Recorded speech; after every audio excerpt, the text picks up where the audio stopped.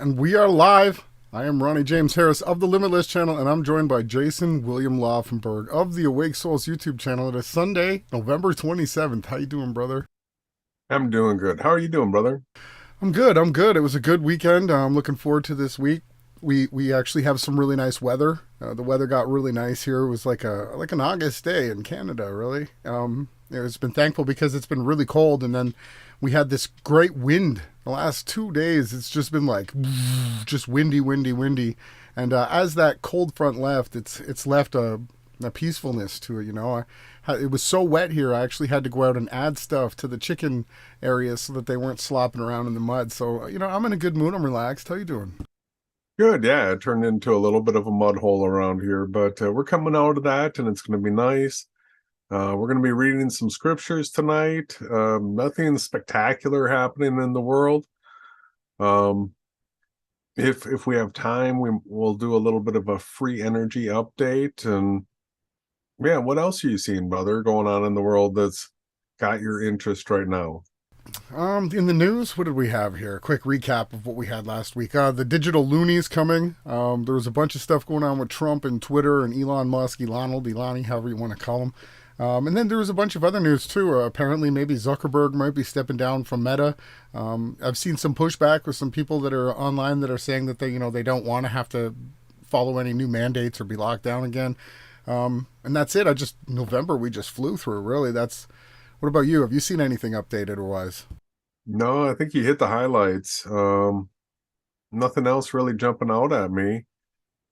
Uh, yeah, so far Trump's a really quiet topic. Let's see. As far as Twitter's concerned, they what is it that they're supposed to be doing soon? It's hmm, it's next week. Elon was supposed to be doing something big with Twitter regarding the reinstatements of people's accounts and stuff, but there was something else added to it. I forget what it is. With Twitter, Yeah. monetization of the platform, videos. There's a bunch of things that they're going to try to add to it. They're just ruining it, right? hmm Yeah. Um, let's see. Maybe I'll just do a brief update on what I've been doing as far as the free energy is concerned. So the video's in production. I've got it narrated. Now I'm putting the graphics to it. Might be a week or two to have that video finished. Once that's up, I'll be able to put up something on Awake Souls, sort of announcing the new channel, and then I'll be able to start putting up content on there after that. So um, that process is happening, but what's happening is I just keep getting tabs. I just keep getting tabs every day on this free energy topic where they're talking about things. They're dripping out technologies that they already have that they're saying, they're going to be implementing these by 2030. So already proven technologies that they kept secret from us. So now they're dripping it out and just want to get everybody aware of what's going on, what the potentials are, what we could actually be doing. And so I look forward to getting the channel up just to be able to release these articles that share these texts. And, we're going to be documenting everything. So we'll, as they come into our knowledge, we're not going to let go of them. We're going to be talking about, well, let's use this with that and this with that, and it'll achieve this. So much of it boils down to storage mechanisms. And there's really some neat ones out there that I think people will get a kick out of. It's really a wide range of topics and possibilities on ways to harness. It's basically we're in a perpetual energy machine. The entire simulation itself. Every day there's more and more and more added to the table of what you're going through. So I'm looking forward to it too. People are looking for the channel. It's not up yet. It will be soon. Maybe next Friday we're hoping to have, we'll do a deeper dive into the intro to what we're trying to do. Maybe around 6 or 7 or 8. I don't know how it's going to be next week, but keep a lookout for that. It'll be again here beyond Flat Earth is where we're going to be because of all the strikes everywhere on our other channels. But yeah, it's a good book to read tonight. The Second Book of Enoch. It gives a little more detail into the first book, and talks about the heavens, the luminaries, everything that took place, how it was set up, why it was set up this way. It talks about the prophecies of the end times. Excuse me. So there's a lot that you're going to find in the Book of Enoch, the second book. That's good. Yeah. Well, I don't know. Should we get into it? Is there anything else you wanted to go through? No, that's it. Just hope everybody gets calm, relaxed. Pull up your chair, open up the book with us tonight. We're just going to enjoy it, right? And what are your last thoughts? And I'll get ready to switch us over to screen share. Last thoughts are, thank you to everybody that's joining. Thanks for tuning in, and to those that'll watch this in the future. Thank you. When we get into this free energy topic, I'm really hoping that we get some more participation from people where they actually share their ideas and stuff like that. So hoping to amp up the amount of interaction with the people. Oh, I've got one more thing to announce before we get into it. I'm scheduled to be with another YouTuber at the end of December. Looks like December 23rd at noon, where this channel is, I got reached out to. This is a YouTube channel that it's a little bit smaller, but gets way more views on the videos than we get. and he's an atheist that wants to sort of not debate, but have a discussion about atheism. And he's also a big globe earth proponent. He's a science guy. And so, you know, at some point I'll be sharing more and more information about that discussion. It's going to be fun to have one of these discussions with another YouTuber on YouTube. Not formally a debate. It's just going to be more of an informal conversation, but we'll see where it goes. I'm excited about it. Looking forward to it. Hi there. I'll just keep talking while Jason gets set up here with the screen share. Thanks again for tuning in again. Sunday, November 27th. The time is now 6:11 p.m. in the Central Standard Time. And we're going to get into the Second Book of Enoch. It's also titled the Book of the Secrets of Enoch. I don't know how secretive they are. It's public. But yeah, so Jason's got it on screen here. He's going to be starting off, and we'll wait until he's got everything set up. I've got to make a few adjustments too. But yeah, if you haven't heard this book, it's a good one. I'm going to put some background music on that we can chill out to, so we can have some soothing sounds to go with it. I know it helps me sometimes just to get into the flow with reading. But yeah, we've got lots of stuff. Thank you guys for tuning in. I see that Jason's starting to move around on the screen. Yeah, I should be ready, brother. Okay, let me get ready to set you up. Okay, you are live. You are good to go. All right, so this is the Book of the Secrets of Enoch, also known as Slavonic Enoch or Second Enoch. We've got 68 chapters to go through, but not all these chapters are big. I forget how long Ronnie said this typically reads, but we'll see how far we get. So chapter 1. There was a wise man, a great artificer, and the Lord conceived love for him and received him, that he should behold the uppermost dwellings and be an eyewitness of the wise and great and inconceivable and immutable realm of Yahawashai Almighty, of the very wonderful and glorious and bright and many-eyed station of the Lord's servants, and of the inaccessible throne of the Lord, and of the degrees and manifestations of the incorporeal hosts, and of the ineffable ministration of the multitude of the elements, and of the various apparition and inexpressible singing of the host of cherubim, and of the boundless light. At that time he said, when one of my 165th year was completed, I begat my son Methuselah. After this too, I lived 200 years and completed all the years of my life, 365 years. I just want to point out the 365 days, 365 years. We're going to be getting into some details because Enoch is going to record the luminaries, so that 365, it relates to something. On the first day of the month, I was in my house alone and was resting on my bed and slept. And when I was asleep, great distress came up into my heart, and I was weeping with my eyes in sleep, and I could not understand what this distress was, or what would happen to me. And there appeared to me 2 men, exceedingly big, so that I never saw such on earth. Their faces were shining like the sun, their eyes too were like a burning light, and from their lips was fire coming forth with clothing and singing of various kinds in appearance purple. Their wings were brighter than gold, their hands whiter than snow. They were standing at the head of my bed and began to call me by my name. And I arose from my sleep and saw clearly those 2 men standing in front of me. And I saluted them and was seized with fear, and the appearance of my face was changed from terror. And those men said to me, have courage, Enoch, do not fear. The eternal Elohim sent us to you, and lo, you shall today ascend with us into heaven, and you shall tell your sons and all your household all that they should do without you on earth in your house, and let no one seek you till the Lord return to them.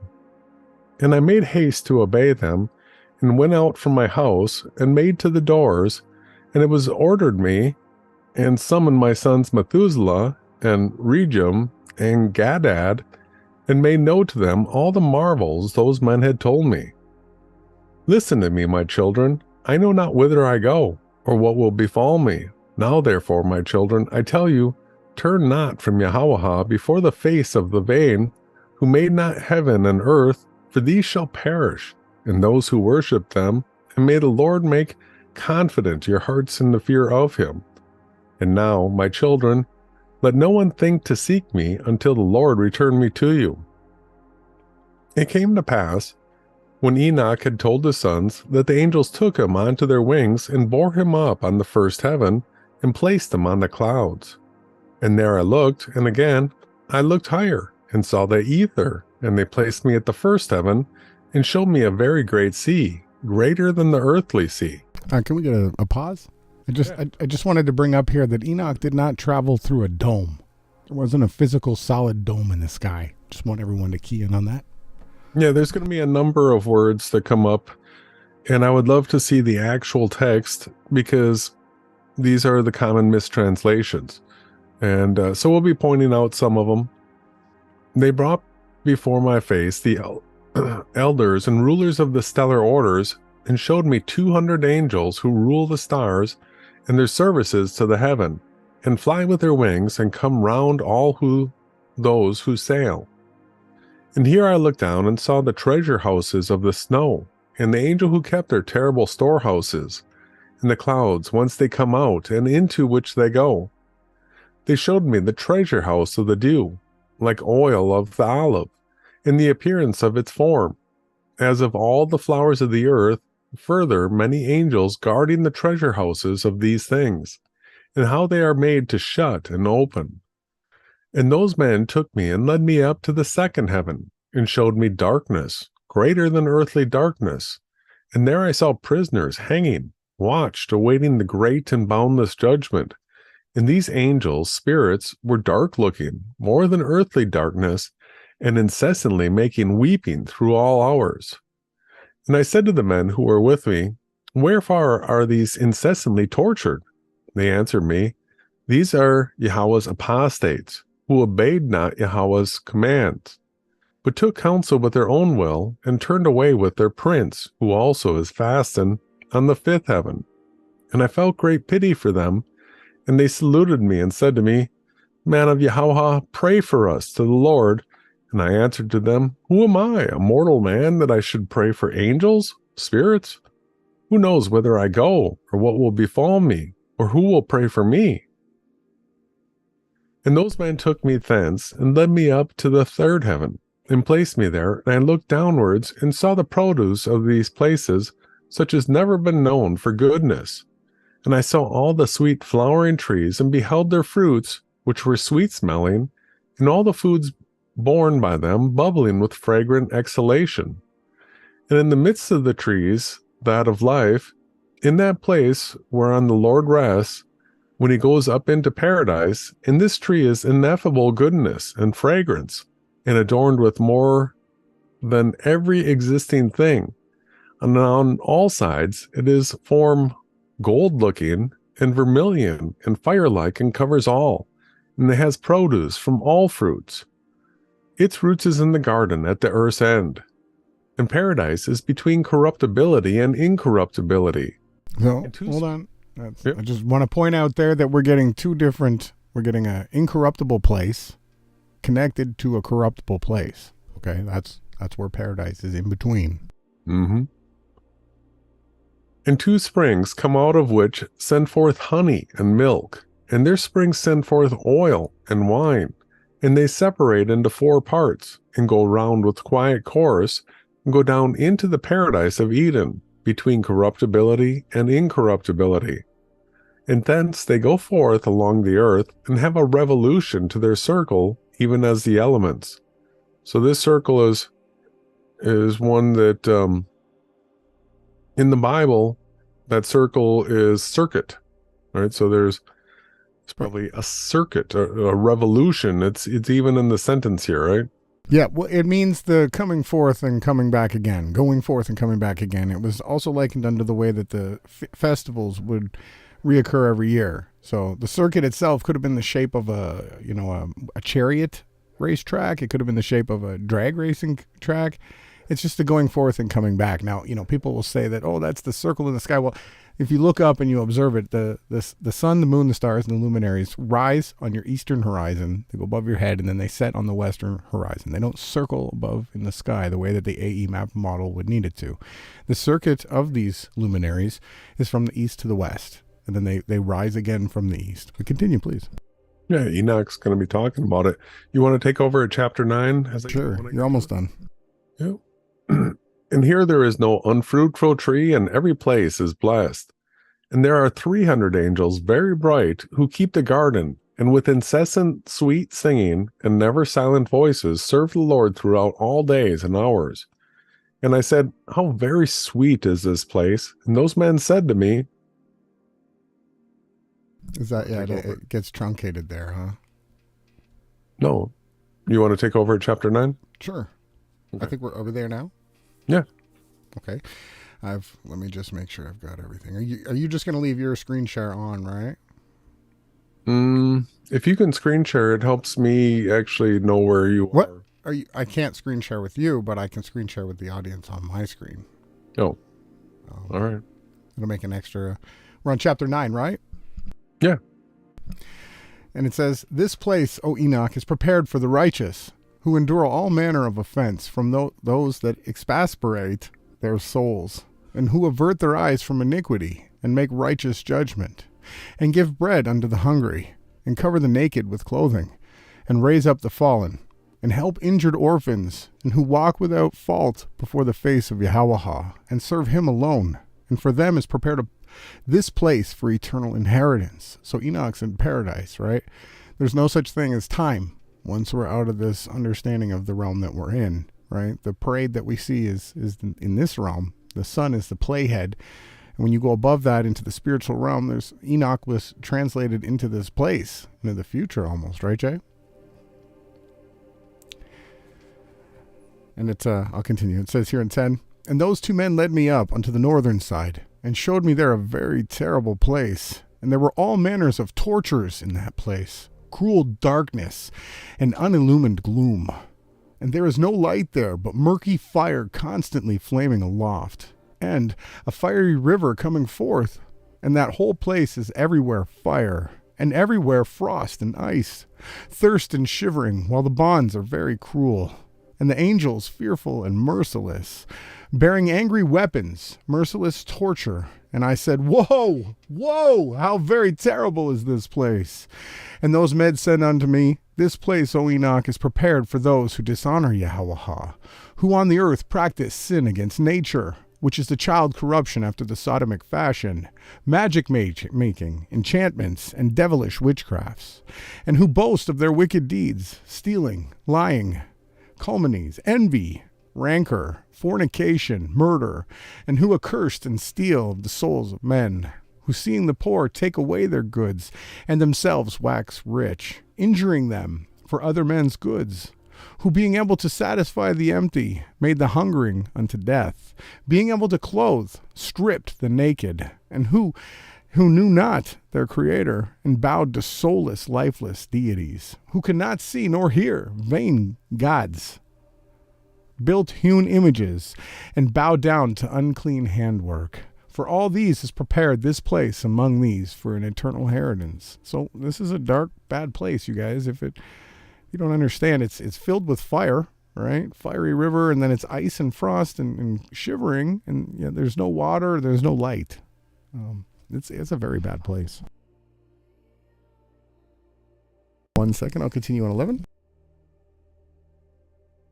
You heard the bubbling of the carbon that they want to reduce in my water. It's actually good for us here. Continuing on in chapter 11, it says, and those men took me and led me up unto the fourth heaven, and showed me all the successive goings-ons, and all the rays of light of the sun and moon.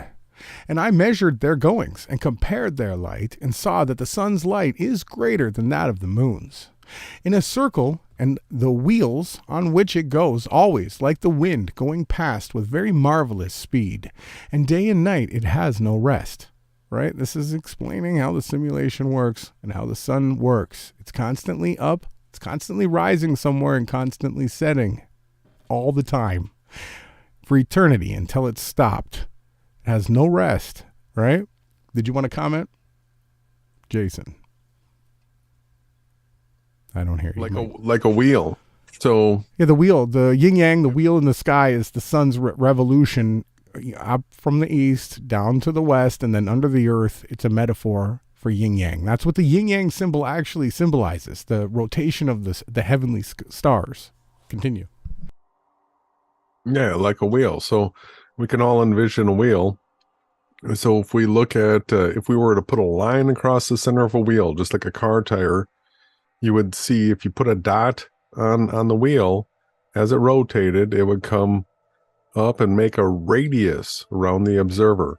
And that is the path of the sun around the observer everywhere, all the time. We've been showing it. Yeah. Enoch looked like he was showing the modeling program, the Andrew Marsh site that we use, right? Exactly, yeah. He basically writes it down word for word. It says, continuing in 4, its passage and return are accompanied by 4 great stars, and each star has under it 1,000 stars. And to the right of the sun's wheel, 4 to the left, each having under it another 1,000 stars. Altogether, yep, you see it, 8,000, issuing with the sun continuously. And by day, 15 myriads of angels attend it, and by night, 1,000. And 6 winged angel ones issue with the angels before the sun's wheel into the fiery flames. And 100 angels kindle the sun and set it alight. Chapter 12.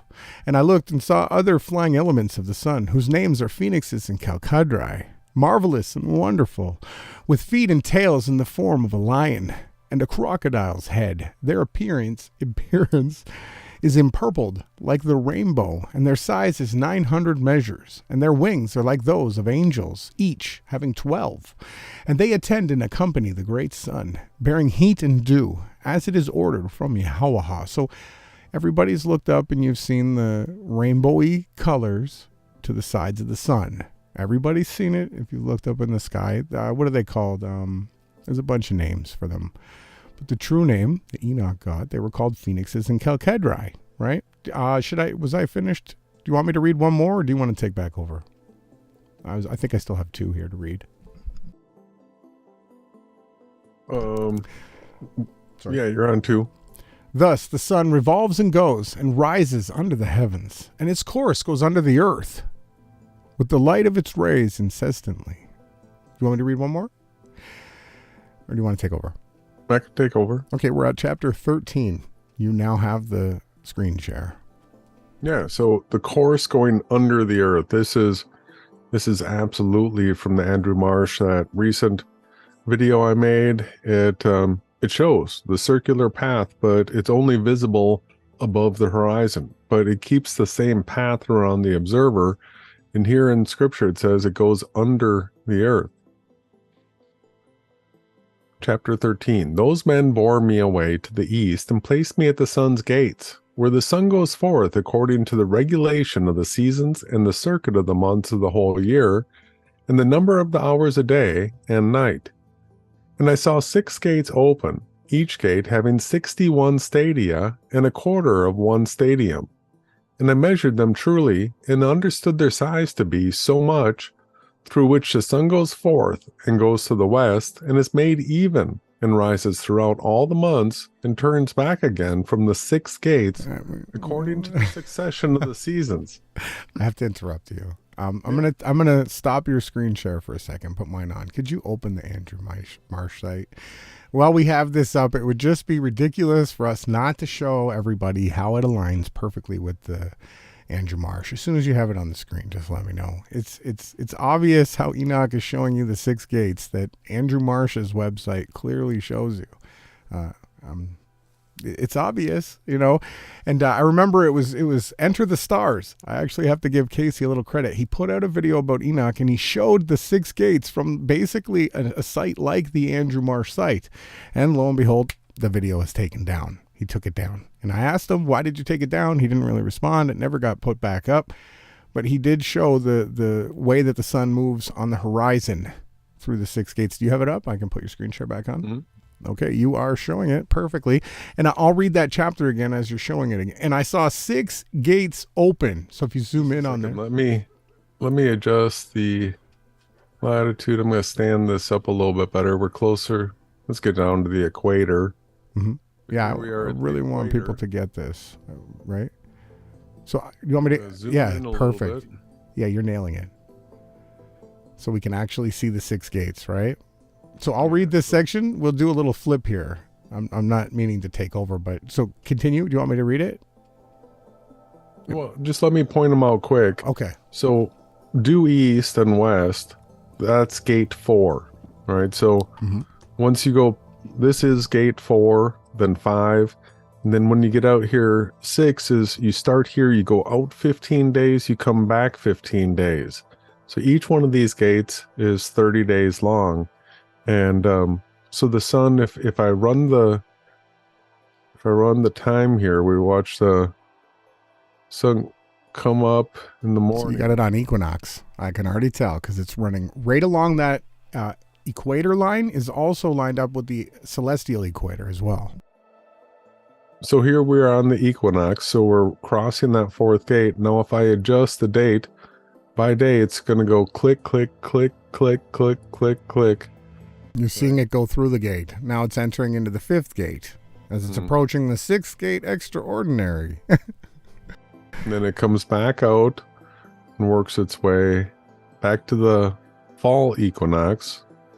Right? Then it goes through the gates to the south. So those are the 6 gates right there. Perfect. I got the screen share if you want to put it back.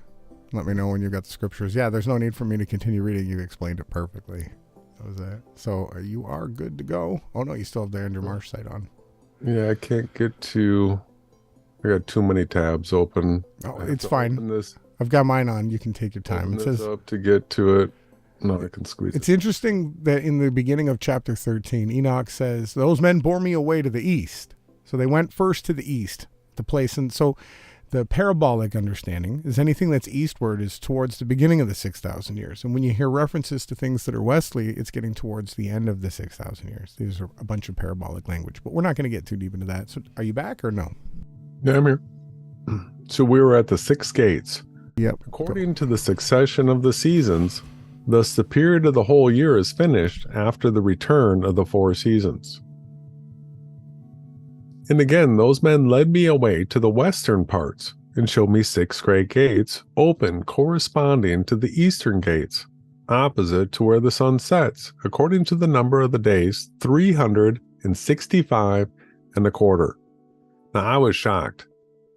I was shocked that this text is 365 and a quarter, because 365.25 is exactly a solar year. So it's perfect, right? It's perfect. yeah, when you've got people that want to say, the Bible's not accurate, it's this archaic book.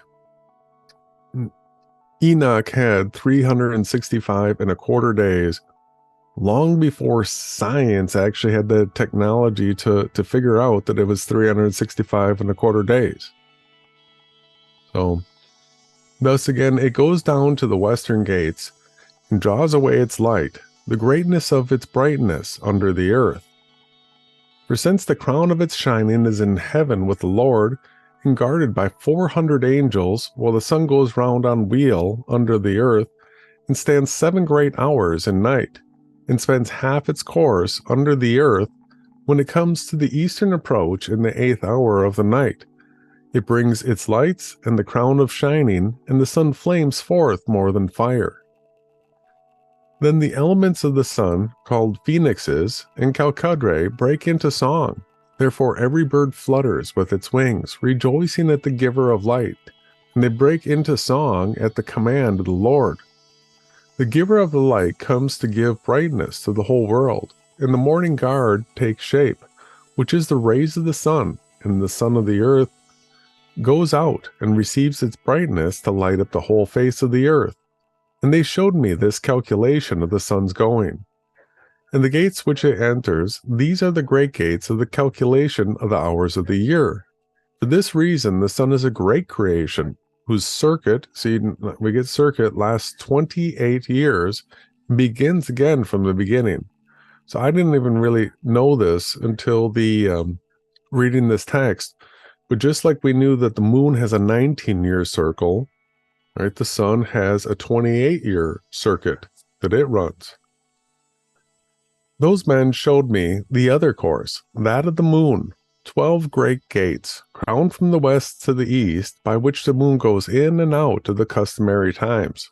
So when we were looking at the sun's 6 gates, the moon has 12 gates that it comes forth from. It goes in at the first gate to the western place of the sun by the first gates with 31 days exactly, by the second gates with 31 days exactly, by the third with 30 days exactly, by the fourth with 30 days exactly, by the fifth with 31 days exactly, by the sixth with 31 days exactly, by the seventh with 30 days exactly, by the eighth with 31 days perfectly, by the ninth with 31 days exactly, by the 10th with 30 days perfectly, by the 11th with 31 days exactly, by the 12th with 28 days exactly. And it goes through the western gates in the order and number of the eastern, and accomplishes the 365 and a quarter days of the solar year, while the lunar year has 354. And there are wanting to it 12 days of the solar circle, which are the lunar expacts of the whole year. Thus, too, the great circle contains 532 years. So there was the 19-year cycle for the moon. There was the, 28-year cycle for the sun, but they work together in conjunction in what is called the Great Circle, which contains 532 years. The quarter of a day is omitted for 3 years. The fourth fulfills it exactly. Makes sense, right? You omit the quarter of a day for 3 years, and then you add it. Leap year. Therefore, they are taken outside of heaven for 3 years and are not added to the number of days, because they change the time of the years to 2 new months towards completion, to 2 others towards diminution. And when the western gates are finished, it returns and goes to the eastern to the lights, and goes thus day and night about the heavenly circles, lower than all circles, swifter than the heavenly winds, and spirits and elements and angels flying. Each angel has 6 wings. It has a 7-fold course in 19 years. There's our 19-year circuit, a 7-fold course. You want to take over at 17? Yeah, sure. I can do that. See what we got on my screen here. Good job. It's not an easy book. Like diminution is not an easy word to hear. We were on chapter 18. 17. Oh, I'm trying to skip it, huh? Chapter 17, Logan 17. In the midst of the heavens, I saw armed soldiers serving Yahawah, and the timpania with organs, and an incessant voice, with sweet, incessant voice, and various singings, which it is impossible for me to describe, and which that astonishes every mind. So wonderful and marvelous is the singing of those angels, and I was delighted listening to it. Enoch was having a good time when he got to this place here. Where do we say we are again? The 6th heaven, right? The men took me, oh no, we're on the 4th, sorry, 18. And the men took me onto the 5th heaven and placed me. And there I saw many countless soldiers called Gagorai, of human appearance, and their size were greater than that of the giants, and their faces withered.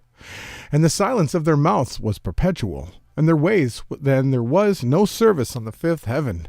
And I said unto the men who were with me, wherefore are these very withered, and their faces so melancholy, and their mouths silent? And wherefore is there no service on this heaven?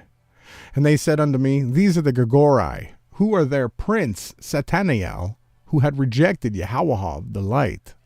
And after them are those who are held in the great darkness on the 2nd heaven that you had seen. And 3 of them went down onto the earth from Yahawah's throne to the place called Mount Hermon, and broke through their vows on the shoulder of the hill Hermon, and saw the daughters of men, and how good they were. And they took for themselves wives, and befouled the earth with their deeds, who in all times of their age made lawlessness and mixing, and giants are born unto these marvelous big and great men, and great enmity was born. So this again is the talking about the mixture of what these fallen angels that rebelled against Yahawah did, and they came down here, and they made their own offspring. They're called the Nephilim. And they're the ones that are trapped here in a dark realm. They still interfere through the mind, through your thoughts. Did you want to add anything? I'll continue. I just found it interesting that it said that they had no service. No service. They weren't singing. They weren't praying. They weren't, giving any alms.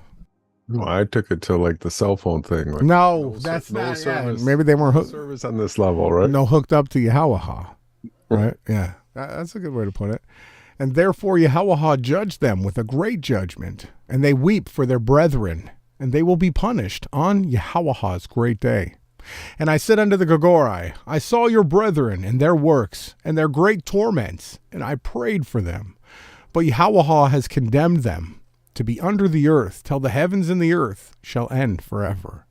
And I said, wherefore do you wait, brethren, and do not serve before Yahawah's face? And have not put yourselves service before Yahawah's face, lest you anger Yahawah utterly. And they listened unto my admonition, and spoke to the 4 ranks in the heavens. And lo, as I stood there with those 2 men, 4 trumpets trumpeted together with a great voice. And the Gogorai broke out into song with one voice, and their voice went up before Yahawah pitifully and affectingly.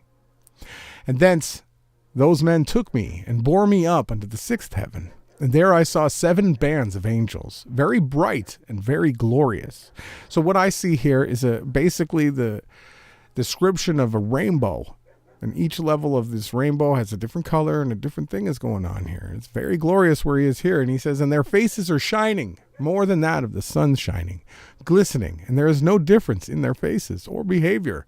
So this is a group of angels that all are very similar. And they're wearing the same clothes. And these make the orders and learn the goings of the stars and the alterations of the moon and the revolutions of the sun and the good government of the world. So this is where we get a reference to the higher administration that is above mankind, right? That watches over it. There's a group of elders in heaven. We're hearing about this group, and they're watching, and they're making sure that everything is working exactly the way that it's supposed to. In the scripture that Paul was alluding to, the one that Jeranism reads all the time, was discussing this. It was of a heavenly government, right? The one that sits above the world. So I'll continue here. And when they see evil doing, they make commandments and instruction, and sweet and loud singing, and of all songs of praise. These are the archangels who are above angels, the measures of all life in heaven and on earth. So they measure everything. Something's being calculated and measuring. And the angels who are appointed over the seasons and of the years, and the angels who are over the rivers and the seas, and who are over the fruits of the earth, and the angels who are over every grass, giving food to all, to every living thing, and the angels who write all of the souls of men and all of their deeds and their lives before Yahawah's face. And in the midst are 6 phoenixes and 6 cherubim. Now we're getting different angelic beings here. And 6 six-winged ones continually with one voice, singing one voice. And it is not possible to describe their singing. And they rejoice before Yahawah's footstool. So the earth is being likened unto somewhere that this great Yahawah can set his feet down. I'll read one more chapter, and it says, and those 2 men lifted me up thence unto the 7th heaven. And I saw there a very great light, and fiery troops of great angels. I'm trying to build something in my head. The incorporeal forces and the what's this word? Dominants? Orders and dominions. Thank you. And dominions, orders and governments, cherubim and seraphim, thrones and the many-eyed ones, 9 regiments, in Ionite stations of light. And I became afraid, and I began to tremble with great terror. And those men took me and led me after them, and said unto me, have courage, Enoch. Do not fear. And showed me Yahawah from afar. Whoa, what's going on here? Enoch gets a vision of Yahawah sitting on his very high throne. This is interesting. For what is there on the 10th heaven, since Yahawah dwells there? And on the 10th heaven is Yahawah. In the Hebrew tongue, it is called Aravat. And all the heavenly troops who would come and stand on the 10 steps according to their ranks, and would bow down to Yahawah, and would again go unto their places in joy and felicity, singing songs in the boundless light with the small and tender voices, gloriously serving him. That was a tough chapter. I don't mean to laugh, but it's these are some tough words. This book was written 5,000 years ago. So it's been transliterated, and I'm chopping it up. Maybe if we were to go 150 years ago, I think we'd have a better understanding of the English here. Chapter 21. And the cherubim and seraphim standing about the throne, the six-winged and many-eyed ones, do not depart, standing before the Lord's face, doing his will, and cover his whole throne, singing with gentle voice before the Lord's face. Holy, holy, holy, Lord, ruler of Sabbath, heavens and earth are full of your glory. When I saw all these things, those men said to me, Enoch, thus far it is commanded us to journey with you. And those men went away from me, and thereupon I saw them not. And I remained alone at the end of the seventh heaven, and became afraid, and fell on my face, and said to myself, Woe is me! What has befallen me? And the Lord sent one of his glorious ones, the archangel Gabriel. And he said to me, Have courage, Enoch, do not fear. Arise before the Lord's face into eternity. Arise, come with me. And I answered him and said in myself, My Lord, my soul is departed from me, from terror and trembling. And I called to the men who led me up to this place. On them I relied, and it is with them I will go before the Lord's face. And Gabriel caught me up as a leaf caught up by the wind, and placed me before the Lord's face. And I saw the eighth heaven, which is called in Hebrew tongue Muzloth, a changer of the seasons, of drought and of wet, and of the 12 constellations of the circle of the firmament, which are above the seventh heaven. And I saw the ninth heaven, which is called in Hebrew Kuchavim, where are the heavenly homes of the 12 constellations of the circle of the firmament. So interesting. We've got the constellations that we see, right? Yeah. The firmament is the vast expanse we call sky. So he's giving you the definition of the different beings and lights. Yeah, so the stars of the constellations of the zodiac, right? Those 12 constellations. Yeah, the houses. Yeah, the houses of the zodiac. These heavens aren't that far away from us, everyone, right? But it's in different layers. On the 10th heaven, which is called Aravoth, I saw the appearance of the Lord's face, like iron made to glow in fire, and brought out, emitting sparks, and it burns. Thus, in a moment of eternity, I saw the Lord's face, but the Lord's face is ineffable, marvelous, and very awful, and very, very terrible. And who am I to tell of the Lord's unspeakable being, and of his very wonderful face? And I cannot tell the quantity of his many instructions and various voices. The Lord's throne is very great, and not made with hands, nor the quantity of those standing around him, troops of cherubim and seraphim, nor their incessant singing, nor his immutable beauty, and who shall tell of the ineffable greatness of his glory? And I fell prone and bowed down to the Lord, and the Lord with his lips said to me, Have courage, Enoch, do not fear, arise, and stand before my face into eternity. In the orchestratage, Michael lifted me up and led me to before the Lord's face. And the Lord said to his servants, tempting them, Let Enoch stand before my face into eternity. And the glorious ones bowed down to the Lord and said, Let Enoch go according to your word.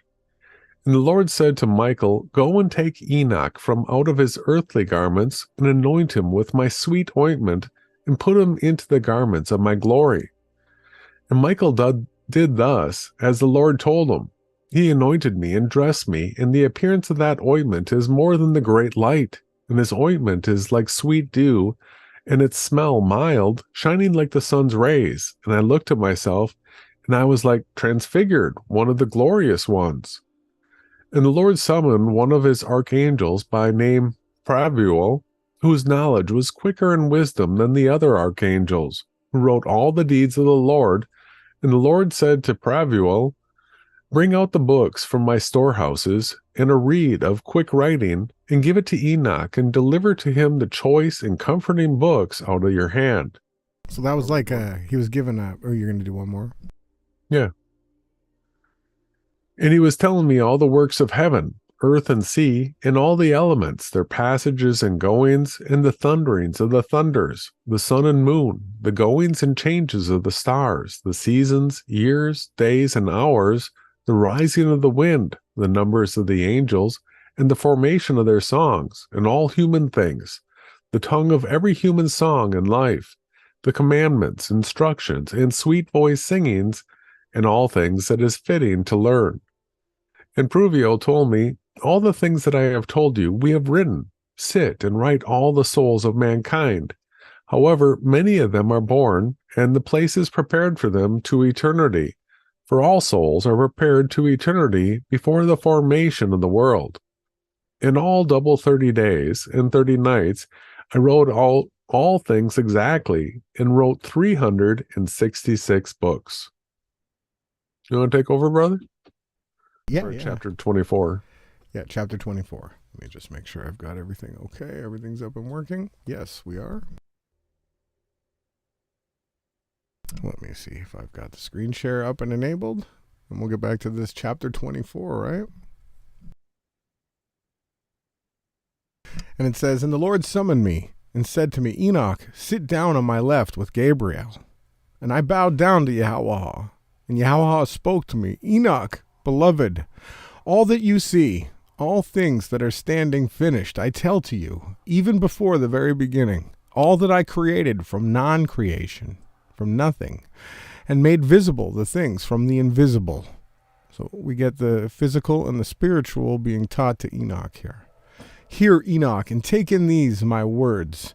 For not to mine angels have I told my secrets, and I have not told them their rise, nor my endless realm, nor have they understood my creating, which I tell to you this day.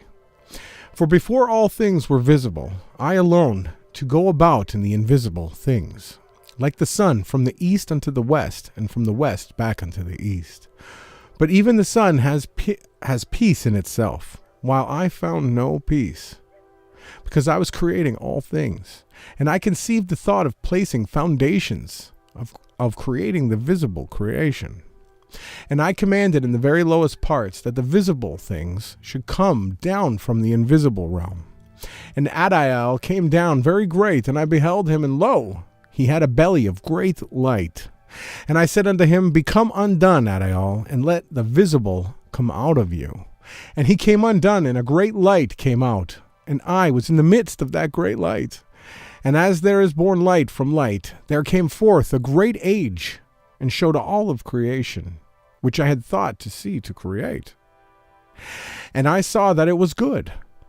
And I placed for myself there a throne, and took my seat on it, and said to the light, Go thence up higher, and fix yourself above the height of my throne, and to be another foundation of the highest of things.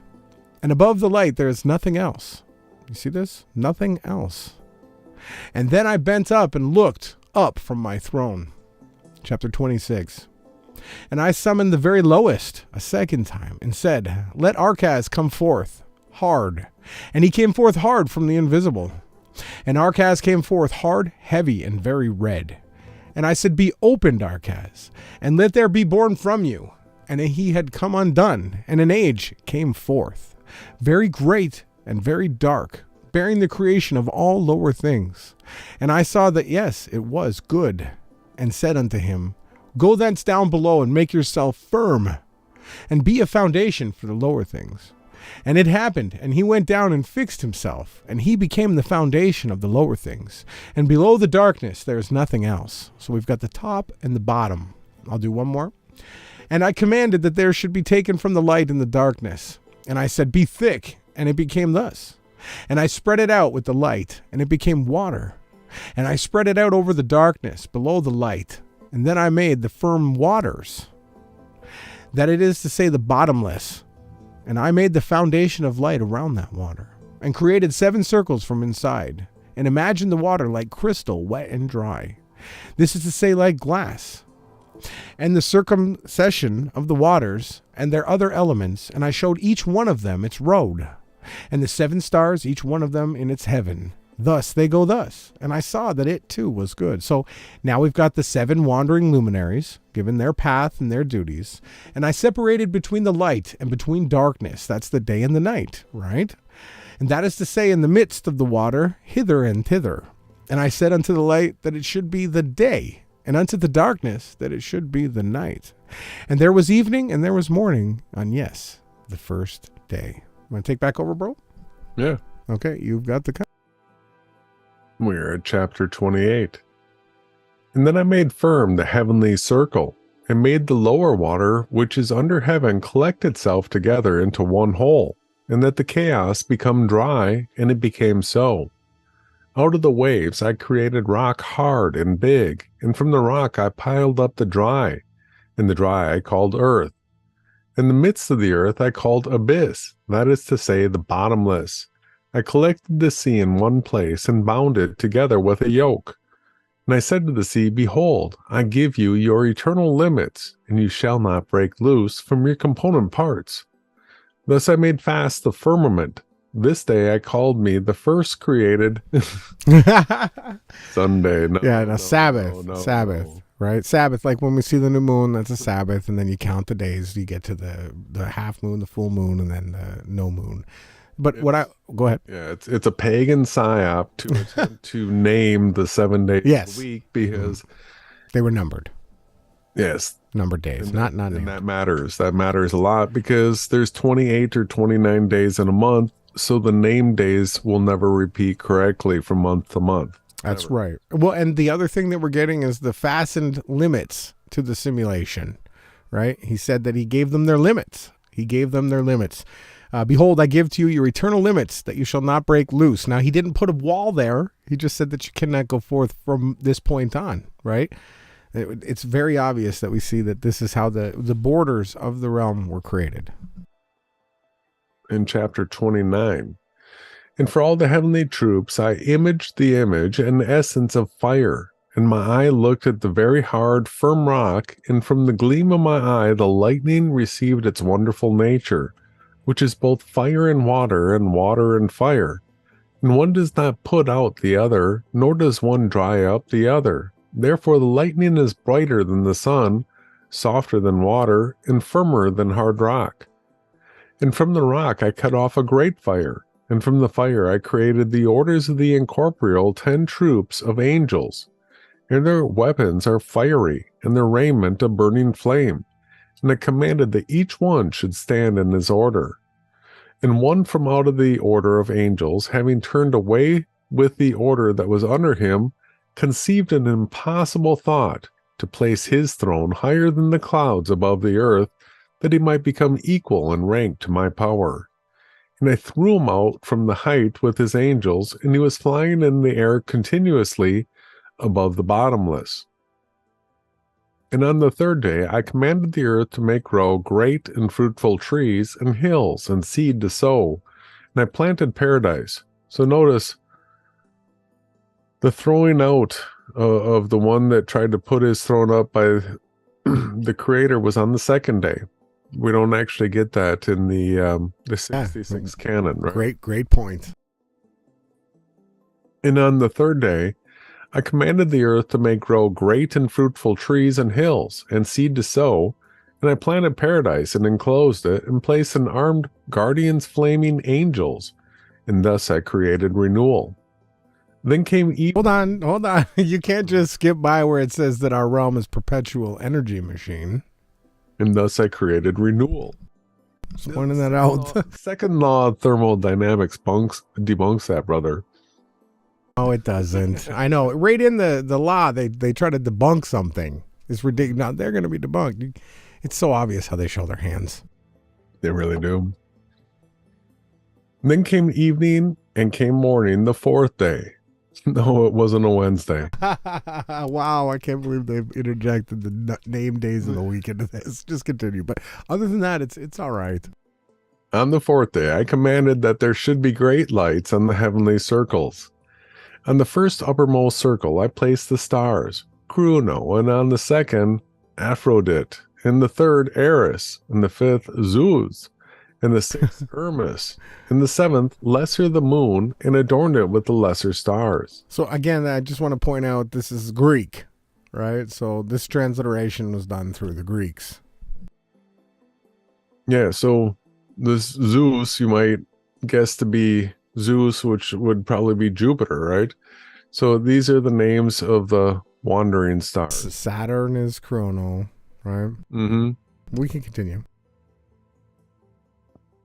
And on the lower, I placed the sun for the illumination of day, and the moon and stars for the illumination of night. The sun that it should go according to each constellation, 12, and I appointed the succession of the months and their names and lives, their thunderings and their hour markings, how they should succeed.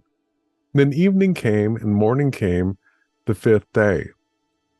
Not Thursday. On the 5th day, I commanded the sea that it should bring forth fishes and feathered birds of many varieties, and all animals creeping over the earth, going forth over the earth on 4 legs, and soaring in the air, male sex and female, and every soul breathing the spirit of life.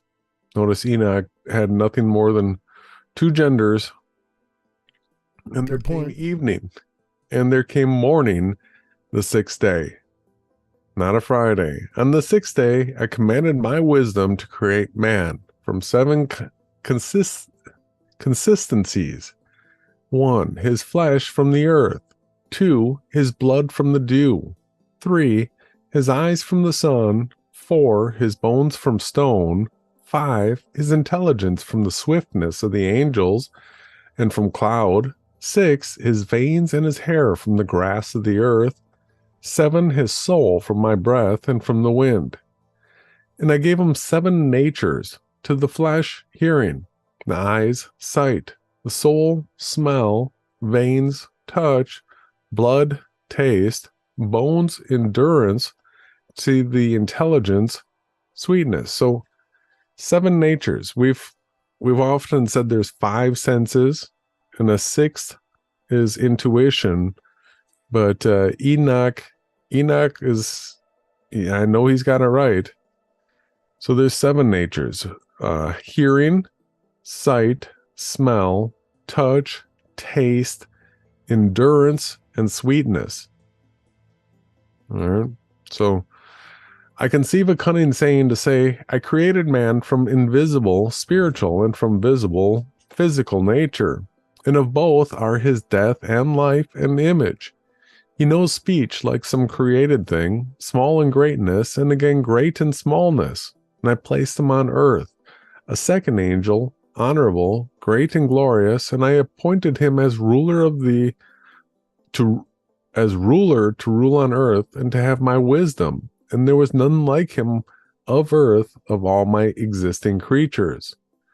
And I appointed him a name from the 4 component parts, from east, from west, from south, from north, and I appointed him 4 special stars, and I called his name Adam, and showed him the 2 ways, the light and the darkness, and I told him, this is good and that bad, that I should learn whether he has love towards me or hatred, that it be clear which is his race, which in his race love me.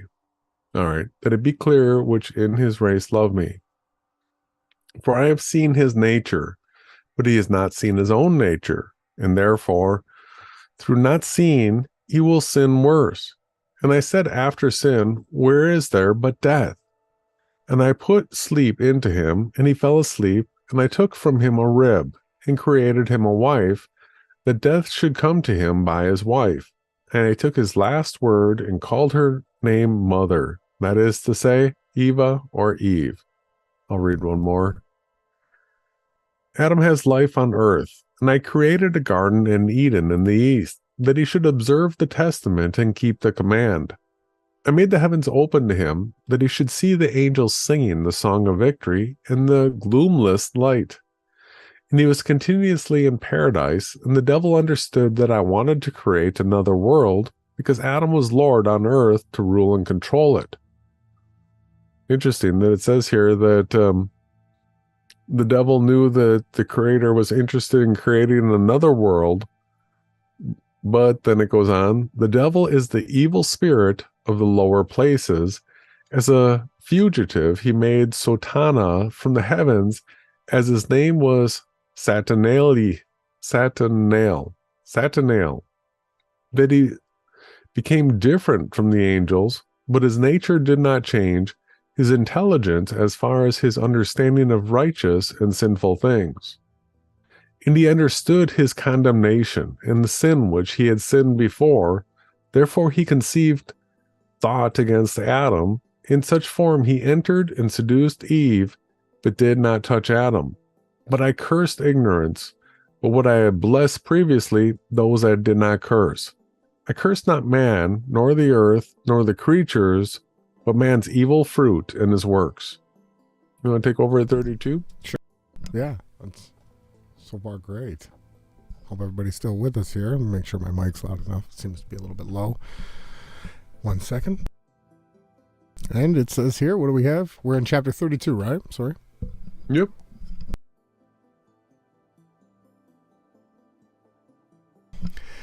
And I said unto him, Earth you are, and into the earth whence I took you, you shalt go. And I will not ruin you, but send you whence I took you, from whence I took you. Then again receive you at my second presence. This is an interesting parabolic language being talked about here. He's going to send them, bring them back, send them again, he says. And I blessed all my creatures, visible and invisible. And Adam was 5.5 hours in paradise. And I blessed the seventh day, which is the Sabbath, on which he rested from all his works. And I appointed the 8th day also, that the 8th day should be the first created after my works, and that the revolving in the form of the 7,000, and that at the beginning of the 8,000 there should be a time of not counting, of an endless, limitless one, with neither years, nor months, nor weeks, nor days, nor hours. Right? That's very important to look at here. All of a sudden in creation, we've got 7 days, and then there's an 8th day, and this one's eternal. And now, Enoch, that I have told you, all that you have understood, all that you have seen of the heavenly things, all that you have seen here on earth, and all that is written in these books, by my great wisdoms, and all these things I have devised and created from the uppermost foundation to the lower, and unto the ends, and there is no counselor, no inheritor to my creations. I am self-eternal, not made with hands, and without change.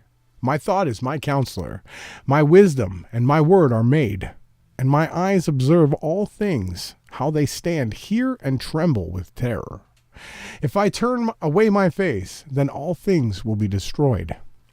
And apply your mind, Enoch, and know him who is speaking unto you, and take thence the books which you yourself have written. And I gave you Samael and Raguel, who led you up, and the books, and go down to earth, and tell your sons all that I have told you, and all that you have seen from the lower heavens up into my throne, and to all of the troops. These are basically like armies of people. For I created all forces, and there is none that resists me, or that does not subject himself unto me. For all subject themselves to my monarchy, and labor for my sole rule. Give them books of the handwriting, and that they will read them, and will know me, for the creator of all things, and will understand how there is no other Elohim but me. And let them distribute the books of your handwriting, children to children, generation to generation, nation to nation. And I will give you Enoch, my intercessor, the archangel Michael, for the handwritings of your fathers, of Adam, Seth, Enos, Canaan, Mahalalel, and Jared, your father. They have rejected my commandments and my yoke. Worthless seed has come up, not fearing Yahawah. And they would not bow down unto me, but have begun to bow down unto vain gods, and denied my unity. This does not say triunity in this word here. And have laden the whole earth with untruths and offenses, abominable lecheries. How do you say that word? I'm sure YD could get us a correction on that. Lecheries. Namely lecheries, namely one with another, and all manner of the unclean wickedness, which are disgusting to relate. He doesn't even want to tell them. And therefore I will bring down a deluge upon the earth, and I will destroy all the men, and the whole earth will crumble together into great darkness. And behold, their seed shall arise another generation, much afterwards. Oh, what's this we're getting here? But of them many will be very instant. What, instate? Some of these words. He who raises that generation shall reveal to them the books of your handwriting of your fathers, and to whom he must point out the guardianship of the realm. This is interesting. To the faithful men and workers of my pleasure, who do not acknowledge my name in vain. And they shall tell another generation, and those having read shall be glorified thereafter more than the first. So this is a succession of people that are after Yahawah's heart and how they're going to get better and better through time. And goes on to state in 36, now Enoch, I give you the term of 30 days to spend in your house, and to tell your sons and all your household, that all may hear from the face, from your face, from my face, what is told them by you. That was a difficult one.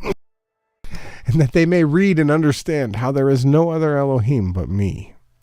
And that they may always keep my commandments and begin to read and take the books of your handwritings. This is important for us to read and learn the inspired scriptures.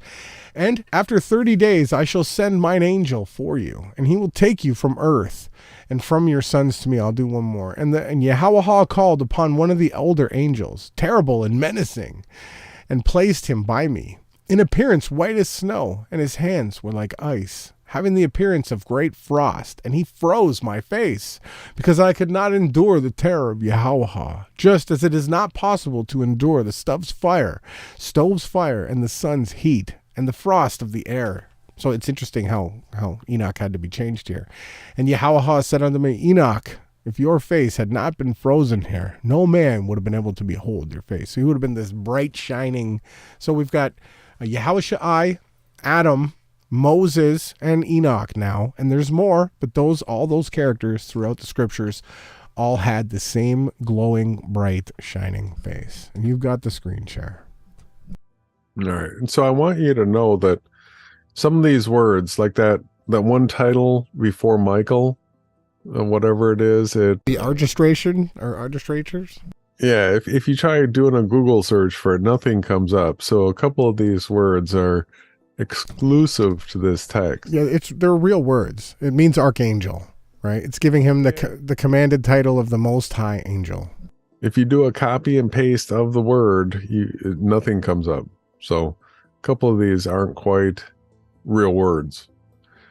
And the Lord said to those men who first led me up, let Enoch go down to earth with you and await him till the determined day.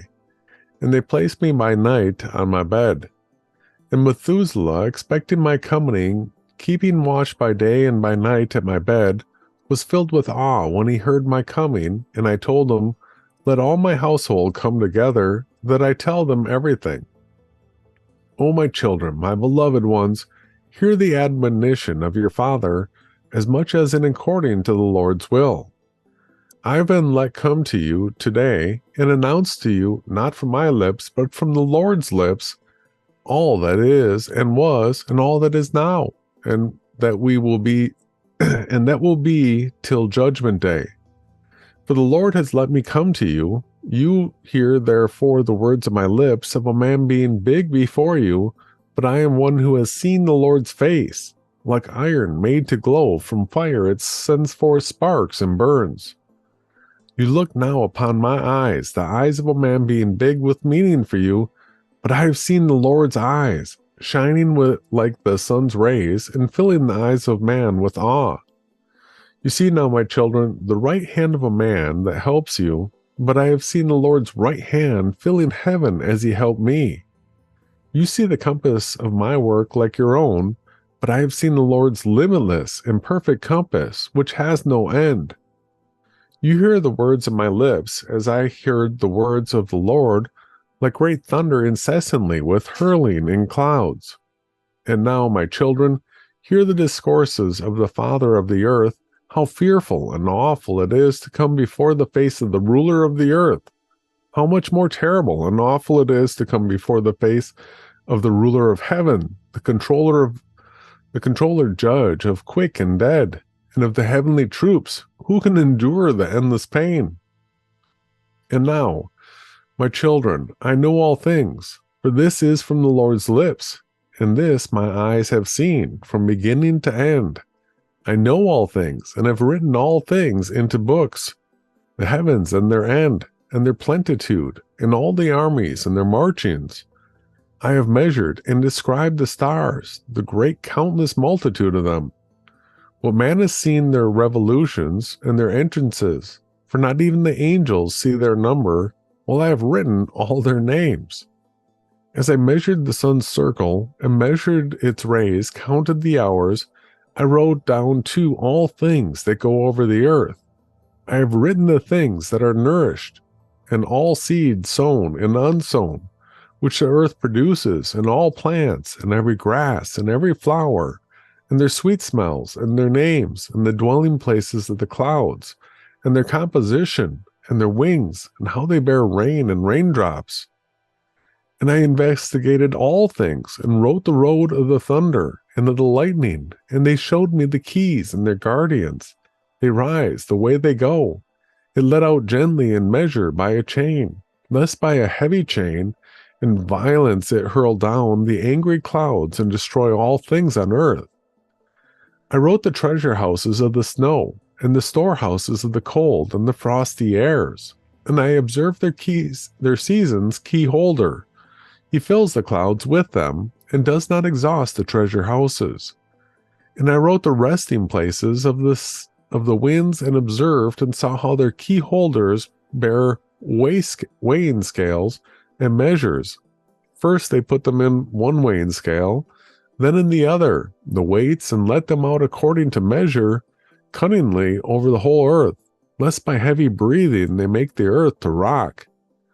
And I measured out the whole earth, its mountains, all hills, fields, trees, stones, rivers, all existing things I wrote down, the height from the earth to the seventh heaven, and downward to the very lowest hell, and the judgment place, and the very great, open and weeping hell.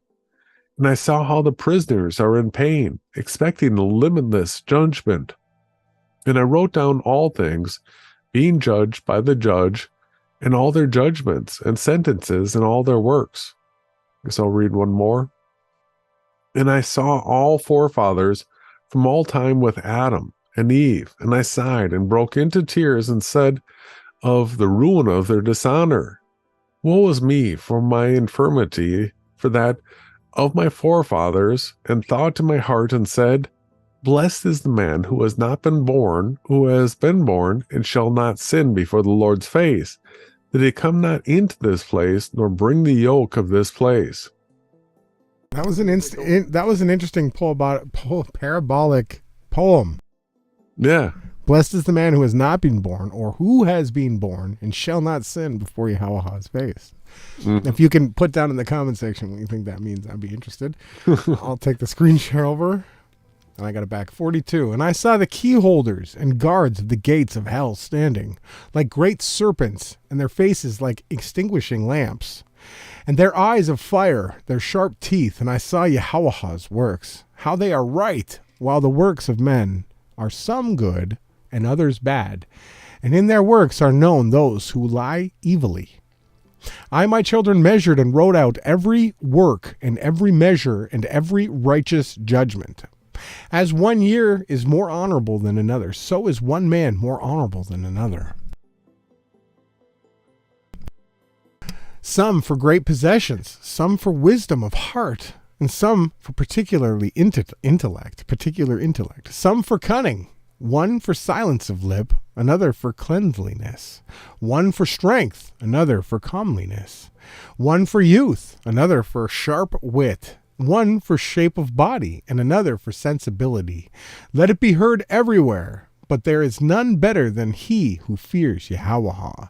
He shall be more glorious in the time to come. That's interesting. We're getting foretellings of these glorious ones here, and it says, Yahawah, with his hands having created man in the likeness of his own face, Yahawah made him small and great. Whoever reviles the ruler's face and abhors Yahawah's face has despised Yahawah's face. And he who vents anger on any man without injury, the Yahawah's great anger will cut him down. He who spits on the face of a man reproachfully will be cut down at Yahawah's great judgment. Blessed is the man who does not direct his heart with malice against any man, and helps the injured and condemned, and raises up the broken down, and shall do charity to thy needy. Because on the day of the great judgment, every weight and every measure and every make weight will be as in the market. That is to say, they are hung upon scales and stand in the market, and everyone shall learn his own measure. And according to his measure shall take his reward. Okay, well, this is very important here.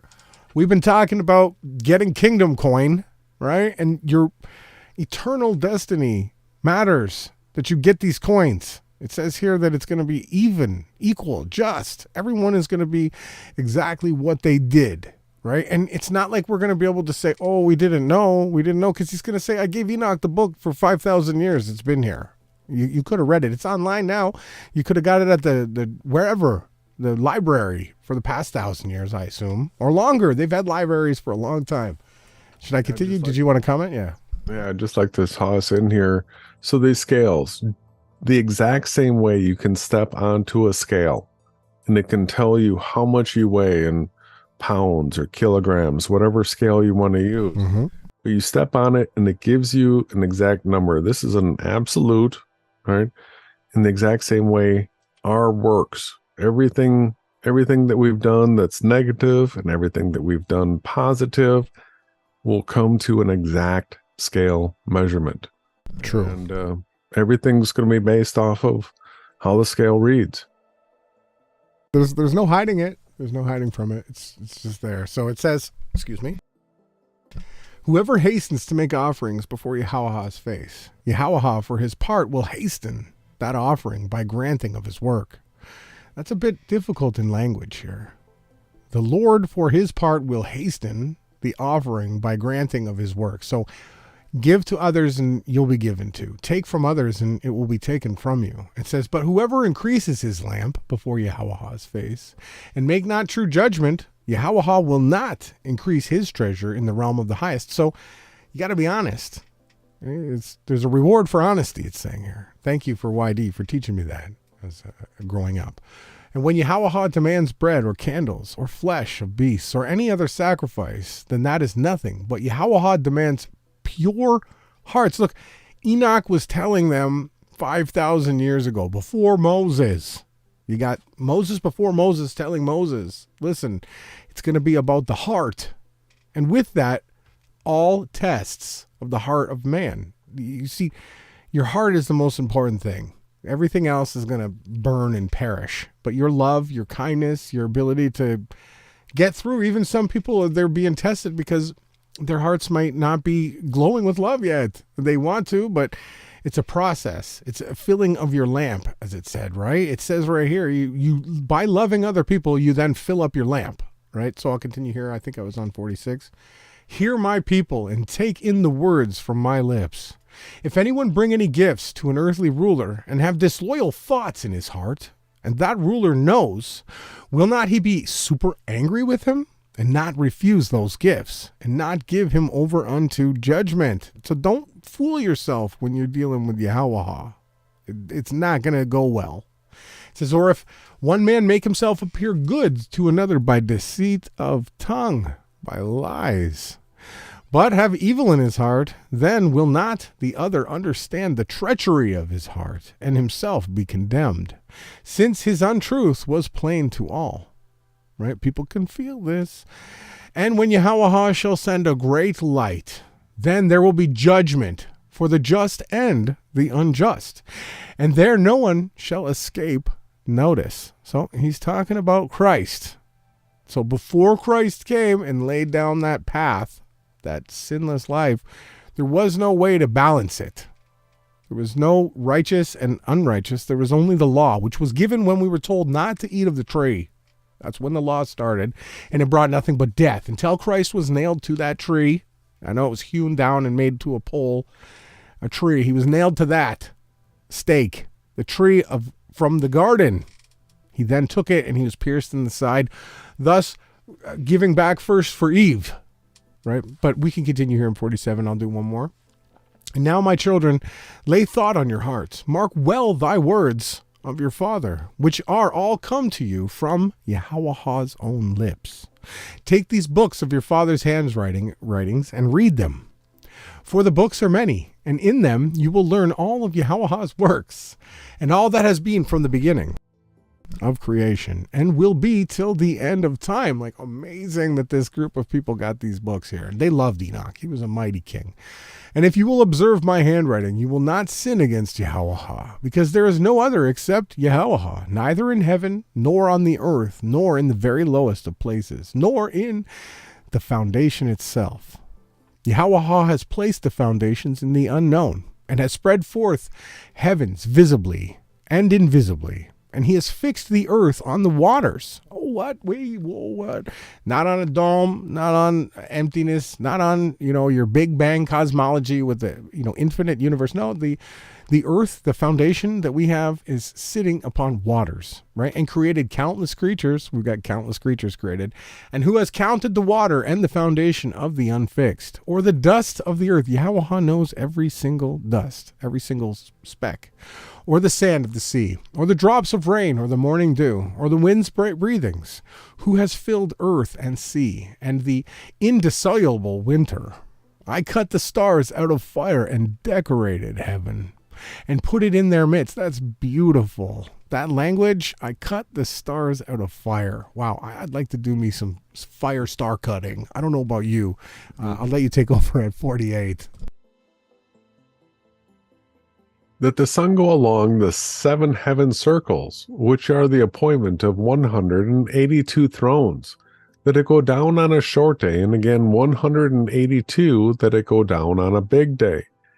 And he has 2 thrones on which he rests, revolving hither and thither above the thrones of the months. From the 7th day of the month Tisvan, it goes down to the month Thivan. From the 17th of Thivan, it goes up. And thus it goes close to the earth, and then the earth is glad and makes grow its fruits. And when it goes away, then the earth is sad, and trees and all fruits have no florescence. All this he measured with good measurement of hours, and fixed a measure by his wisdom of the visible physical and the invisible spiritual. From the invisible spiritual he made all things visible physical, himself being invisible spiritual. Thus I made known to you, my children, and distribute the books to your children into all your generations and amongst the nations who shall have the sense of fear of Yahawah. Let them receive them, and may they come to love them more than any food or earthly sweets, and read them and apply themselves to them. And those who understand not the Lord, who fear not Yahawah, who accept not but reject, who do not receive the books, a terrible judgment awaits these. Blessed is the man who shall bear their yoke and shall drag them along, for he shall be released on the day of the great judgment. So, I just wanted to quickly stop you here. I just want to talk about the parabolic language that's being spoken of. So Christ said he was the living bread that came down from heaven, right? Now, Enoch is also speaking about this scripture as an earthly. This is better to ingest it into your soul than any sweet. Right, so we eat the scriptures. They become a part of our soul. We ingest them. Now, I just wanted to quickly point out that no other pagan religion, there's no other, what other religions do you want to go with? All of them combined, you don't have a play-by-play description of everything being created. I'm sorry, you just don't. This is the only one that perfectly gives you the alignments, the places, the stars, and it's 5,000 years old, right? I'll let you continue. Even big religions like Buddhism, Buddha never claimed to create Earth. I mean, he never claimed to create Earth. It's not Buddhism. He didn't make this place. Just told people how to live in it. So this is really interesting. Those who understand not the Lord, who fear not Yahawah, who accept not but reject, who do not receive the books, a terrible judgment awaits. So it's interesting. Here we are reading these scriptures, and it's saying that those who reject these scriptures, terrible judgment awaits, but blessed is the man who shall bear their yoke and shall drag them along, for he shall be released on the day of the great judgment. So for those that are catching these scriptures, this and bear the yoke of these scriptures, It's going to release them come Judgment Day. Pretty important stuff. Heavy, heavy. I swear to you, my children, but I swear not by any oath, neither by heaven, nor by earth, nor by any other creature which Yahweh created. The Lord said, there is no oath in me, nor injustice, but truth. If there is no truth in men, let them swear by the words, yea, yea, or else, nay, nay. And I swear to you, yea, yea, that there has been no man in his mother's womb, but that already before, even to each one there is a place prepared for the repose of that soul, in a measure fixed how much it is intended that a man be tried in this world. That's karma right there, right? Mm-hmm. And not only that, it talks about how much it's going to be tried. So it's not a single life being discussed here. Yea, children, deceive not yourselves, for there has been previously prepared a place for every soul of man. I've put every man's work in writing, and none born on earth can remain hidden, nor his works remain concealed. I see all things. Now therefore, my children, in patience and meekness spend the numbers of your days, that you inherit endless life. Endure for the sake of the Lord every wound, every injury, every evil word and attack. If ill requitals befall you, return them not either to neighbor or enemy, because the Lord will return them for you, and be your avenger on the day of great judgment, that there be no avenging here among men. Whoever of you spends gold or silver for his brother's sake, he will receive ample treasure in the world to come. Injure not widows, nor orphans, nor strangers, lest Yahawah's wrath come upon you. I'll read one more. Stretch out your hands to the poor according to your strength. Hide not your silver in the earth. Help the faithful man in affliction, and affliction will not find you in the time of your trouble. And every grievous and cruel yoke that come upon you bear all for the sake of the Lord, and thus you will find your reward in the day of judgment. It is good to go morning, middle day, and evening into the Lord's dwelling for the glory of your Creator, because every breathing thing glorifies him, and every creature visible, physical, and invisible, spiritual, returns him praise. That's great. That's great. So we're on 52? Yeah. Okay, in 52, and it says, one second, I have my volume down. Let's see here, that should be better. Blessed is the man who opens his lips in praise of Yahawah of Sabbaths, and praises of Yahawah with his heart. Cursed every man who opens his lips for the bringing into contempt and calumny of his neighbor, because he brings Yahawah into contempt. Blessed is he who opens his lips blessing and praising Yahawah. Cursed is he before the Lord of all days of his life, who opens his lips to curse and abuse. Blessed is he who blesses the Lord's works. Cursed is he who brings the Lord's creation into contempt. Blessed is he who looks down and raises the fallen. Cursed is he who looks to and is eager for the destruction of what is not his. Blessed is he who keeps the foundations of his fathers made from the beginning. Cursed is he who perverts the decrees of his forefathers. Blessed is he who imparts peace and love. And cursed is he who distributes those that love their neighbors. And blessed is he who speaks with humble tongue and heart to all. And cursed is he who speaks peace with his tongue, while in his heart there is no peace but a sword. That's interesting. For all these things will be laid bare in the weighing scales, and in the books, and the day of the great judgment.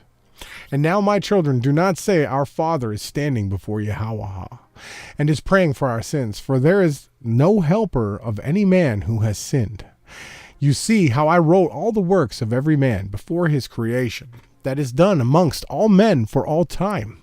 And none can tell or relate my handwriting, because Yahawah see all imaginings of man, and how they are vain, where they lie in the treasure houses of their hearts. And now, my children, mark well all the words of your father that I tell you, lest you not regret, saying, where did our father not tell us? Why did our father not tell us? And that time, not understanding this, let these books which I have given unto you be for an inheritance of your peace. Hand them to all who want them, and instruct them, that they may see the Lord's very great and marvelous works, My children, behold, the day of my term and my time has approached. For the angels who shall go with me are standing before me and urge me for my departure from you. And they are standing here on earth awaiting that has been told to them. For tomorrow I shall go up into heaven, to the uppermost Jerusalem, into my eternal inheritance. So he's going to the heavenly city, right? That's where Michael and Gabriel speak. And we just read in the book of Abraham, right? The Testament of Abraham. Michael spoke of that city. So here we're getting Enoch shouting out to that city, right? Therefore I bid you, do before Yahawah's face all good pleasure. And Methuselah, having answered his father Enoch, said, with agreeable to your eyes, Father. What is agreeable to your eyes, Father, that I may make before your face, that you may bless our dwellings and our sons, and that your people may be made glorious through you, and then that you may depart thus, as Yahawah has said. And Enoch answered unto his son Methuselah, and said, Hear, child, from the time when Yahawah anointed me with the ointment of his glory, there has been no food in me, and my soul remembers not earthly enjoyment, neither do I want anything earthly. My child Methuselah, summon all your brethren, and all your household, and all the elders of the people, that I may speak to them, and depart, as is planned for me. And Methuselah made haste, and summoned his brethren, Regiam, Ramiam, Uchan, Chemrian, Gedidad, and all the elders of the people before the face of his father Enoch. And he blessed them, and said unto them, Listen to me, my children, today. In those days when Yahawah came down unto the earth for Adam's sake, and visited all his creatures, which he created himself. After all these he created Adam, and the Lord called all the beasts of the earth, and all the reptiles, and all the birds that soar in the air, and he brought them all before the face of our father Adam. And Adam gave names unto all the living things upon the earth. And the Lord appointed him ruler over all, and subjected to him all things under his hands, and made them dumb, and made them dull, that they may be commanded of man, and be in subjection and obedience unto him. Thus also Yahawah created every man lord over all his possessions. And Yahawah will not judge a single soul of beast for man's sake, but adjudges the souls of men to their beasts in this world, for men have a special place. And as every soul of man is according to number, similarly beasts will not perish, nor all souls of beasts which Yahawah hath created, till the great judgment, and they will accuse man if he feed them ill. I'll read one more. Whoever defiles the soul of beasts defiles his own soul. For a man bring clean animals to make sacrifice for sin, that he may cure his soul. If they bring for sacrifice clean animals and birds, man has cure. He cures his soul. All is given you for food. Bind it by the 4 feet. That is to make good the cure. He cures his soul. But whoever kills beast without wounds kills his own soul and defiles his own flesh. And he who does any beast any injury whatsoever in secret is an evil practice, and he defiles his own soul.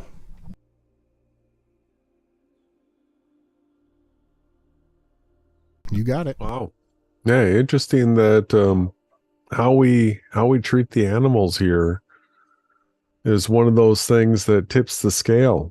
Right? Remember, we step on the scale, it tells us how we're doing, and how we treated animals here is going to affect the score. Chapter 60. He who works the killing of a man's soul kills his own soul and kills his own body, and there is no cure for him for all time. So now killing the animal was bad, but killing the man, this is really, really bad. He who puts a man in any snare shall stick it in himself, and there is no cure for him for all time. He who puts a man in any vessel, his retribution will not be wanting at the great judgment for all time. He who works crookedly or speaks evil against any soul will not make justice for himself for all time. And now, my children, keep your hearts from every injustice, which the Lord hates. Just as a man asks something for his own soul from Yahawah, so let him do to every living soul. because I know all things, how in the great time to come there is much inheritance prepared for men, good for the good and bad for the bad, without number many. Blessed are those who enter the good houses, for it is the bad houses that there is no peace, nor return from them. Hear, my children, small and great. When man puts a good thought into his heart, brings gifts from his labors before the Lord's face, and his hands made them not, then the Lord will turn away his face from the labor of his hand, and that man cannot find the labor of his hands. And if his hands made it, but his heart murmur, and his heart cease not making murmur incessantly, he has not any advantage. Blessed is the man who in his patience brings his gifts with faith before the Lord's face, because he will find forgiveness of sins. But if he take back his words before the time, there is no repentance for him. And if the time pass, and he do not his own will what is promised, there is no repentance after death. Because every work which man does before the time is all deceit before men, and sin before Yahawah. I'll read one more. When man clothes the naked and fills the hungry, he will find reward from Yahawah. But if his heart murmur, he commits a double evil, ruin of himself and of that which he gives. For him there will be no finding of reward on account of that.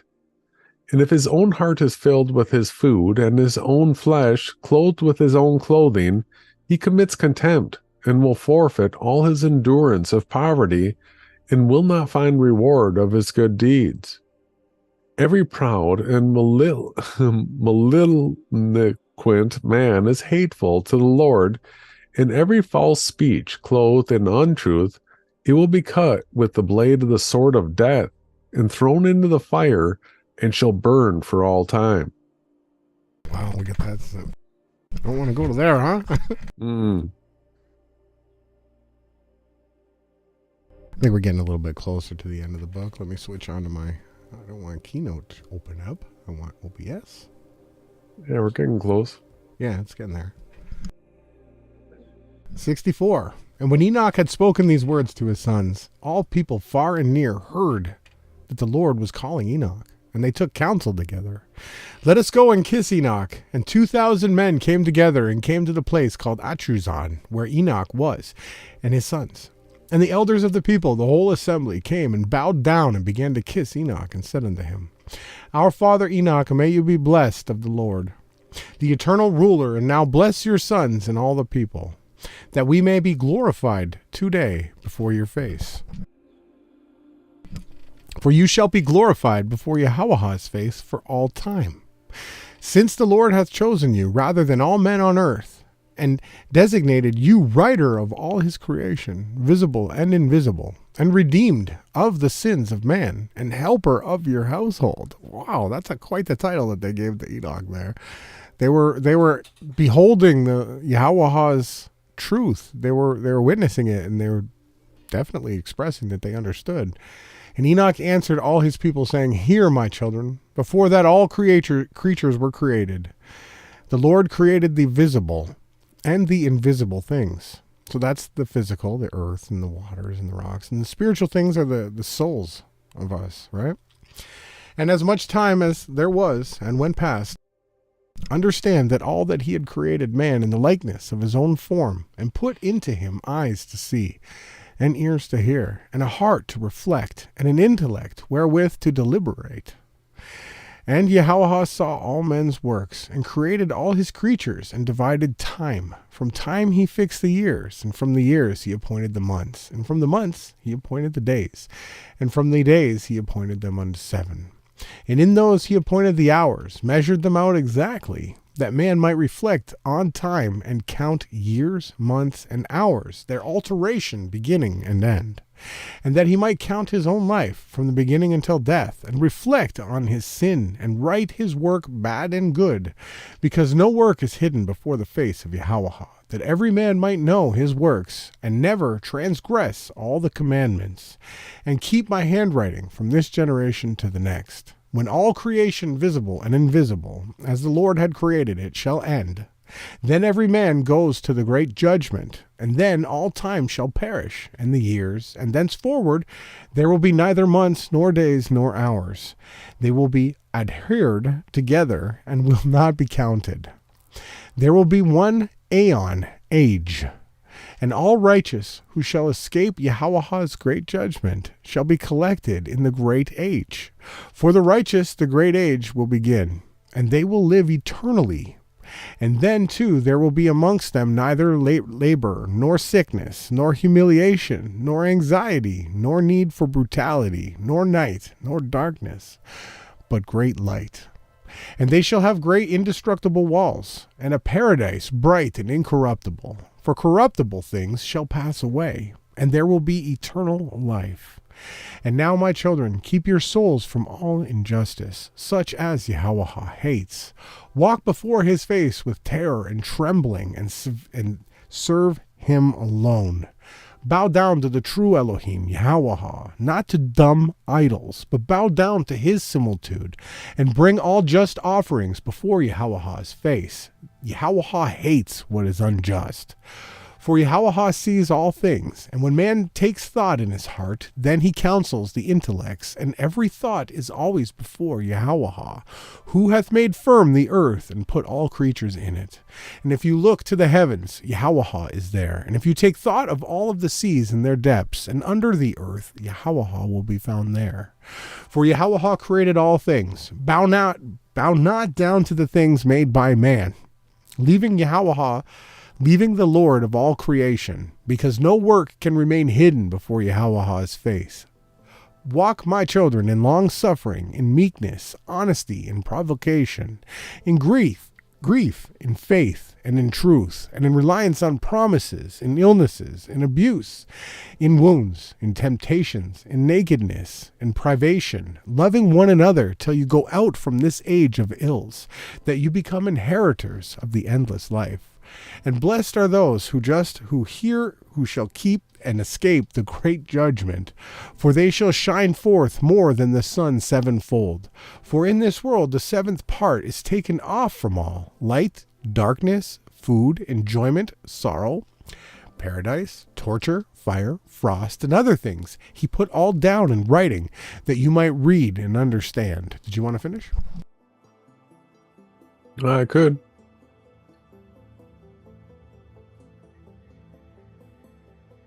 You ready? Yes.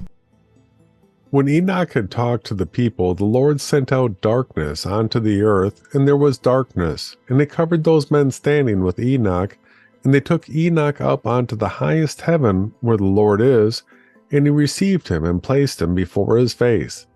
And the darkness went off from the earth, and light came again. And the people saw and understood not how Enoch had been taken, and glorified Yahawah, and found a roll in which was traced the invisible spiritual Yahawah, and all went to their dwelling places. Enoch was born on the 6th day of the month Sivan, and lived 365 years. So I looked this up beforehand, and there is no T Sivan. It's Sivan, and that's the 3rd month, 6th day, which is Pentecost, right?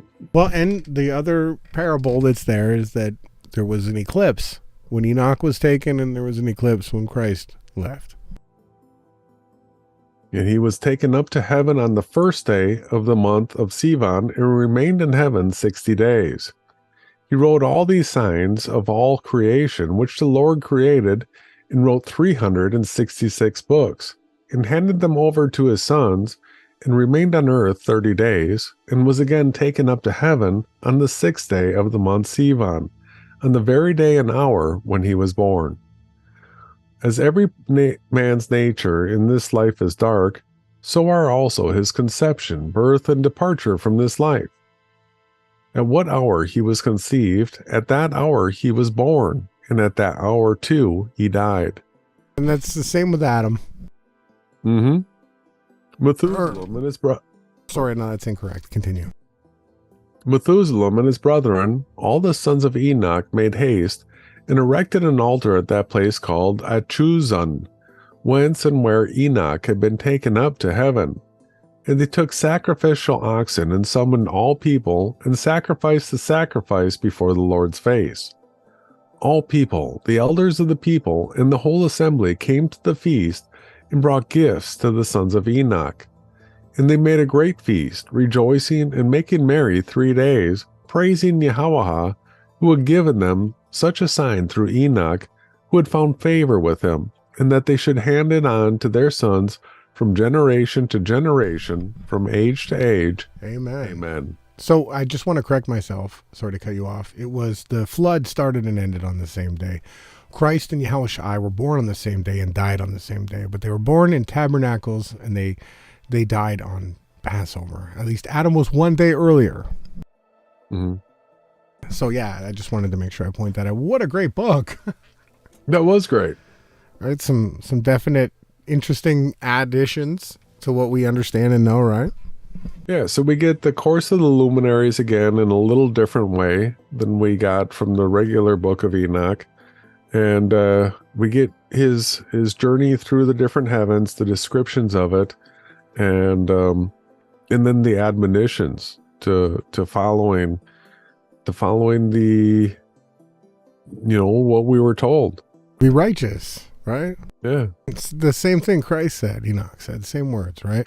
But it comes down to the person's heart, and I guess that was known from the beginning. So Enoch was able to see the outcome from the beginning already. Yeah, right? In somebody's heart. I thought that was great too. I'm going to throw the thumbnail on. I'll do a screen share with you. But thank you everyone for tuning in. What did you want to recap? Did you have anything else that you wanted to say? Yeah, that was pretty much the recap. I mean, that's Second Enoch in a nutshell.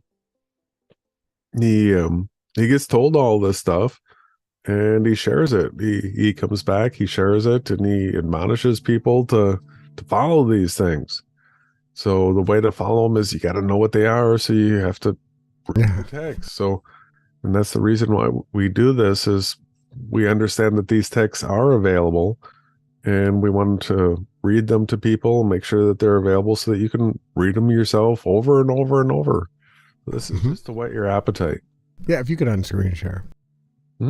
I need the screen share so you can follow along. But yeah, so that's it. So we're going to be back for sure. Well, not for sure.